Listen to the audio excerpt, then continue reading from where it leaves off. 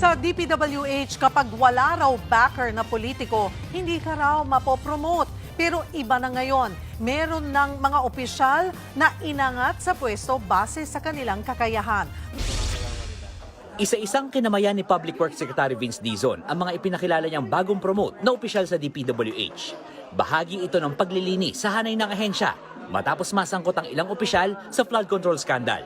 Kabilang sa ipinakilala, si DPWH Sarangani Assistant District Engineer Abdul Motalib Kansi Jr. 2005 pa lang, engineer na siya ng DPWH.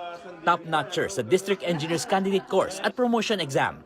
Pero kahit 10 beses na raw siyang humiling noon ng promotion, hindi raw siya napagbigyan dahil kailangan umano ng backer ng politiko. One part of my life na sabi ko sa sarili ko parang wala akong pag-asa. Kasi I'm just an ordinary citizen na hindi ko inisip na meron palang ganitong pag-asa.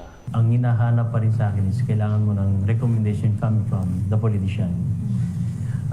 Given the fact I am the top-notcher sa DECC at saka sa promotional exam, pero hindi pa rin siya nagmamatter.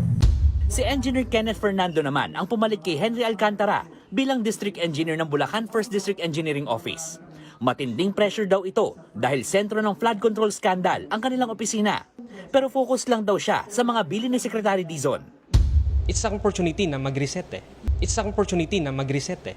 It's an opportunity na mag-reset eh. Na lahat ng mga hindi nagagawa dati gawin na ngayon. Ayon kay Dizon, ang promotion ay base sa merito at performance sa trabaho ng mga opisyal. Ang promotion ay base sa merito at performance sa trabaho ng mga opisyal.